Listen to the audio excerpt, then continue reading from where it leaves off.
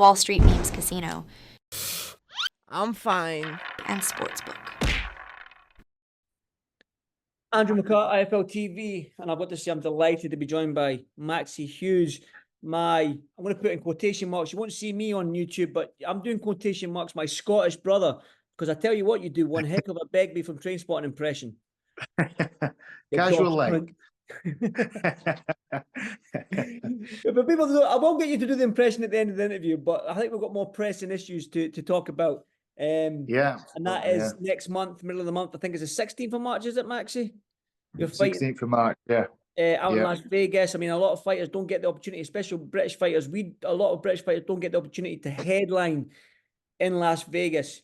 And you're up against a tough Mexican and William Zepeda.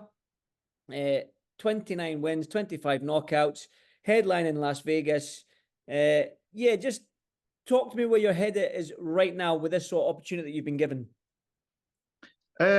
Grateful that I got after everybody knows I didn't lose to Cambosos, but it had to go down as a loss. They didn't change that decision, but the IBF did the right thing, and they moved me right up into rankings to number 4. I am now. Am I number 4? Yeah, I think number 4. Which obviously, then they've since ordered me in a final eliminator against the next available contender, which was William Zepeda, highly backed by Golden Boy. He's undefeated. He's got a big name for himself now. People like watching him. They're all blinded by the undefeated record, the high knockout ratio. But, Maxi from England, I don't give a shit about that. I can see past that. And I'm loving the opportunity, that I've got to, like you said, there's not many British fighters get to box in Vegas, let alone be headline, on a big show, live on the zone. So it's brilliant. It's another life-changing opportunity. So, I'm ready for it. I belong here. I hadn't just been picked out of a hat like, oh, we feel sorry for him, let's give him an opportunity. My place at the table's earned. I've been ordered by the IBF. It's also apparently doubling up as a WBA eliminator as well. I'm hoping it is, because they've told me that I've got to pay sanction fees. So it wants to be a WBA eliminator as well. So, there's 2 options there for once I've got the job done. Max, I do want to touch on it because you mentioned you don't give a shit about the Cambosos loss and you don't give a shit about sort of like William Zepeda with a high knockout ratio. So where does this sort of this sort of confidence come from? Obviously, we know the run that you've been on. I'll probably touch on it again. The run that you've been on leading up after the Liam Walsh fight. It was a John O'Carroll win. We went over this, the Strathon, the Highland Junior, the Ryan Walsh, the Galahad. Yeah. Then you got the Cambosos fight. Is it sort of like that run that you've had on? Because you said that you didn't, a lot of people didn't think you got beat by Cambosos. So that should really be a green tick beside your name. So are you still on a high? You still sort of on a high from this run you've had, and you're going to bring that into that Zepeda fight? Yeah, absolutely. I've been on that good run, and it's not just that good run. I have always been talented, and it's just working with Sean over the years. He's learned. No, he's not learned. Sean's got a way of bringing the best out in me. The training, we just gel really well.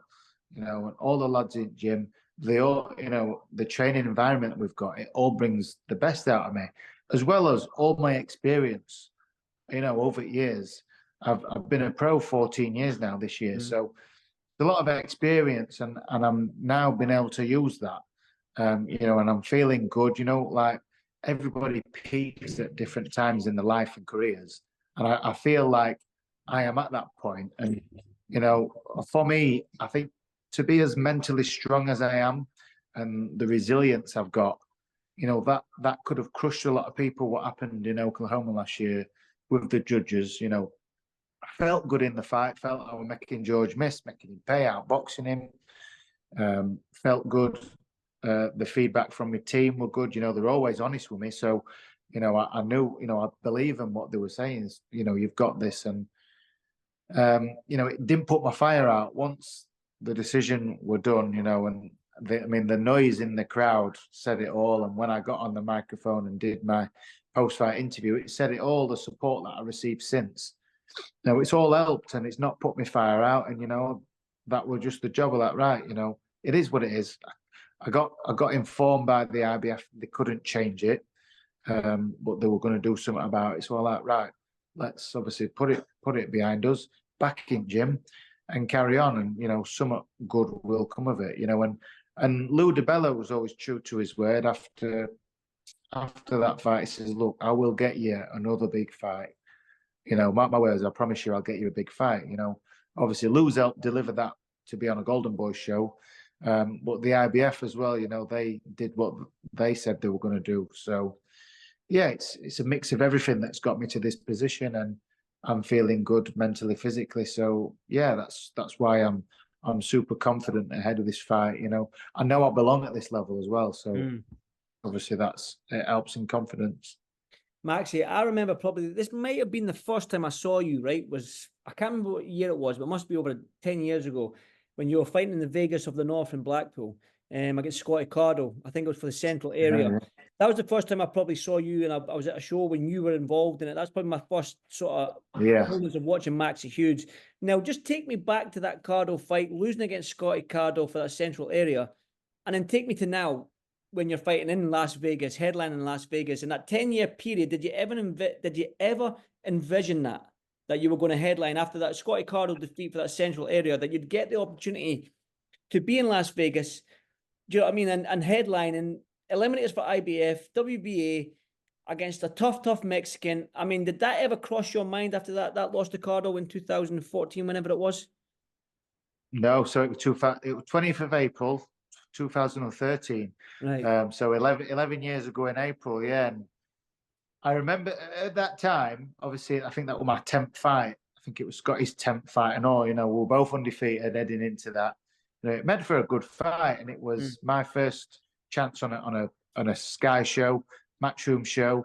And to be honest, I just wasn't nowhere near mentally mature enough. Or I was physically ready. I had the ability. I've always had the ability, but mentally, I didn't have it. At that point, I would pretty much beat before I got in ring. I beat myself.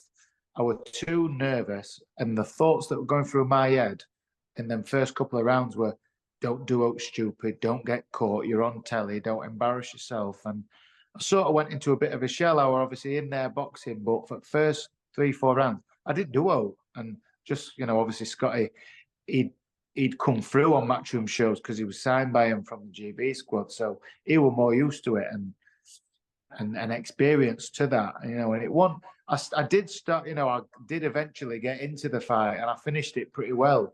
But it was just too little, too late. But a great learning experience, and again, it didn't put my fire out. I remember actually, Billy Nelson had somebody on the bill, and I spoke to him down in breakfast the next day after the fight, and he was like, "Look, Maxi, I know you're obviously going to be down and stuff. I know you're going to be doing." He says, "But trust me, you come back, get yourself back in gym, keep working." He says, "I promise you, one day you'll fight for a British title, mark my words." And never forget Billy saying that. And and obviously that was always my goal. The goal was never to. I'd always liked to fight in Vegas, but I put that so high up on a pedestal that I didn't even think I would be able to achieve, especially at that time when I was mentally, not as strong. So the goal from them was always chase that British title. That had been my goal up until obviously getting it in a couple of years ago when you were there at Bolton. When I beat you at ping pong. Wait a minute, what? I'm undefeated at ping pong. Yeah. So then obviously getting that British title, I'd have loved to have defended it and won that outright because it's my dream. It was my dream belt to have that, but the opportunities just presented themselves straight away. And my next fight straight after that was the IBO, and winning that, I had to automatically vacate the British, and obviously it's sort of just snowballing, and then obviously resetting goals, and I still didn't know what was going to happen, where my career would end up, but I just kept taking it like Sean says, take it one fight at a time, make sure you get the win, then we're always on to another big fight. And and we've landed ourselves where we are now, in Vegas. That's what we weighed up when I got myself the Kambosos fight last year. They were like, look, if I went over there and genuinely got beat, me in my own head, accepted defeat to go, you know what? I got beat by the better man tonight, and I'd be happy to hold my hands up and say I jumped up levels against a former unified champion, and it didn't go my way, and I would have been able to hold my hands up. But the fact it went as it was, and I knew I had his number, it just made me want it even more, and be more determined and keep pushing harder. And obviously now we've found ourselves here, which it's one of them where you think I'm going to be fighting in Vegas, headlining in Las Vegas. Remember people at school when on about turning pro, and they're all like, "Oh yeah, don't forget us when you get to Las Vegas," and that. Like, Now you're I there. will do that. I appreciate it, but I'll probably forget you. I have forgot you. I have forgot Yeah. you. You mentioned there as well, obviously, on your YouTube channel, which you can give a plug if you want. How could they find you on YouTube? Yeah, Maxi Hughes. I'm sure it'll come up, or Maxi Hughes 1, no spaces, I think. As it gets more popular, I'm sure we'll start appearing in people's feeds on the homepage. But yeah, started my channel. I've got, I think, That's enough. to do it. No more plug because you're my competitor now. No more YouTube plug. That's it, because you're going to Don't take forget over. to subscribe, Maxi Hughes YouTube channel. More content coming to you soon. Yeah, well, listen, I watched the video you put up the other day there, and you mentioned a lot of people may have still thought that you might have been signed with Eddie Hearn and Matchroom, but I think that your contract was up after the Galahad fight, and are you a free agent right now? Are you just hovering and seeing open to anything? No, so once I'd left Matchroom, I decided not to re-sign. I obviously was searching around for a fight, and I knew that Lou DiBella had followed me on Twitter, so it obviously gave me access to his messenger. And I knew he looked after Kambosos. Kambosos coming off a loss, so I thought, I want to fight. That's the fight that I want. Want to fight like that. So just slid into his DMs, and to get that fight, I had to sign with Lou DiBella, which it's turned out a really good career move for me. It's opened up the door to big fights, world title eliminators, and opened up the door to fighting in America. So I'm signed promotionally to Lou DiBella. That's good then. That's good. I do want to touch on something away from sort of like a nice hard segue left is this week we've seen a great British rivalry come head to head in Josh Taylor and Jack Catterall, and you're in a very, very unique position because you've shared the ring in terms of sparring both of these guys. Yeah, obviously you probably don't want to pick because you're a nice guy. You don't really, I don't think you have a horse in this race, but yeah, just talk to me about this fight. Like I said, you've shared the ring with both of them recently. So yeah, give me your immediate thoughts to the sort of press conferences and this fight in itself. Yeah, like obviously, as I was Josh's sparring partner to finish his sparring for their first fight when Josh were down in Essex with Ben Davison. And I've done many rounds of it years. Jack's helped me out when I've fought southpaws and stuff of it years. So I know both guys. I really like them both great lads. But as a boxing fan, which I am a boxing fan, great fight.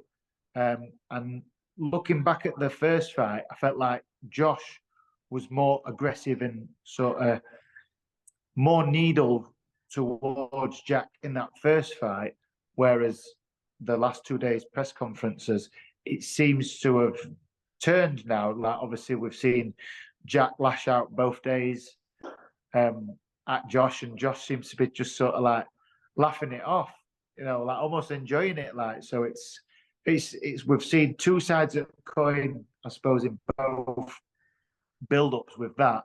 And I think either guy can take this, I am sort of on fence.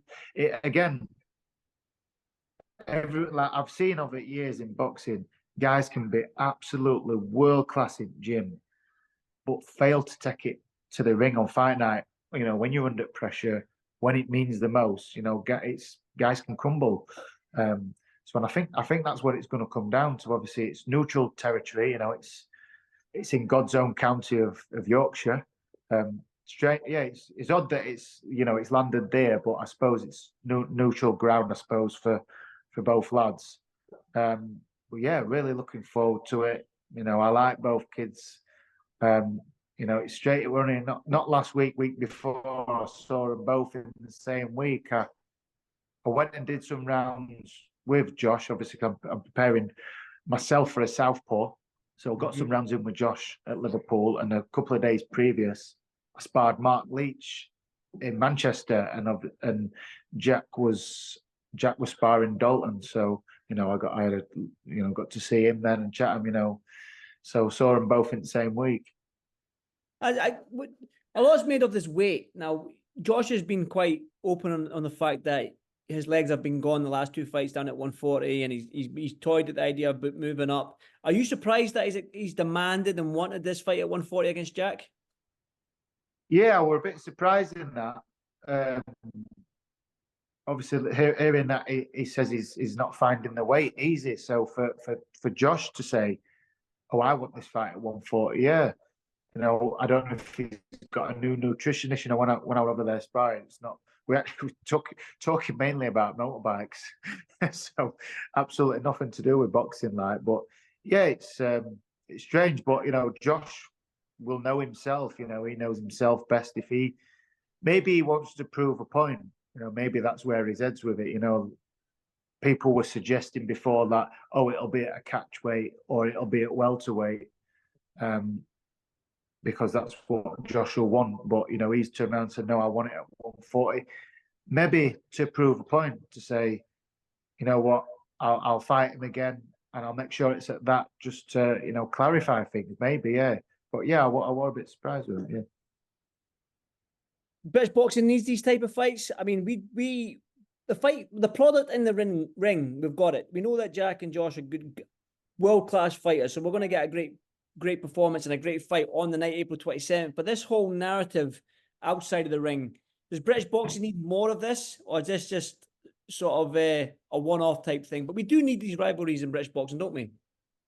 Yeah, we need, obviously, there's some fantastic fighters in all the weight divisions in Britain. So, yeah, we absolutely need. The thing is, I suppose it is hard. You don't come across them often, where there's two world-class lads, at that level, who generally, don't get on that much, or they've had a previous fight where, it's been close enough for a rematch. I think, there's still a couple there, like the Buatsi and Anthony Yard, or Callum Smith in Yard, or Callum's, in that particular light heavyweight division, there's a couple. Off the top of my head, I can't. Well, obviously my gym mate Josh and Lee. That's a rivalry. Don't know what's going to happen with that yet. But there is a couple there, and it is a bit of a shame for British boxing fans. I mean, the real winners are obviously the promoters when there's a big rivalry, because they're the ones who make the most money.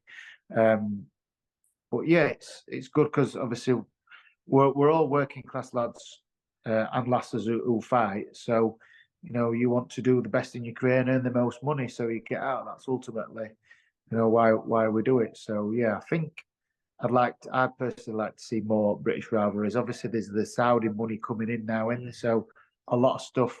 And on that argument, you can't really blame the fighters going out to Saudi because of money. They can earn more money just by going over there. So you can't really blame them for that either. Maxi, one more before I let you go and enjoy the rest of your day here. In your best Begbie accent, tell me why you're going to beat William Zepeda next month. Well, I can do better than that. I can tell you how it's going to go. Go on then. All right, let me just get set. So squares up, casual leg. And what does a hard cut do? Or so-called hard cunt? Shakes it, puts down his drink, turns and gets the fuck out of there. Well, after that, the game was mine. That's it. Well done, mate. Well done. You get the flat end of the pool cue. How was that? Yeah, you missed that bit. Well, just say William Zepeda, you're going to get the flat end of the pool cue. Listen, Max, Right in his puss. right in his fucking puss. Max, always a pleasure to speak to you, mate. Good luck out in Vegas. When do you fly out? I'm going on my birthday, 4th of March. Turn 22 when I fly out there. 22. Are you dyeing that beard? I can see You some greys. didn't know whether to believe me or then, did you? No, because listen, you look. I'm 41 years old and I look 60. So it's just the weather up here in Scotland. Do you know what I mean? There's no sunshine up here, so that's why we look older than what we are. Maxi, good luck. Hope you do the business, mate. You're probably one of the most likable guys, and you're just one of the top guys in boxing. I'll just say that. And yeah, good luck out there, mate. And I'll definitely be watching. Cheers, Andy. Cheers, Maxi. Speak to you soon, mate. Cheers, pal. See you in a bit, mate. Bye-bye. Wall Street Memes Casino I'm fine. and Sportsbook.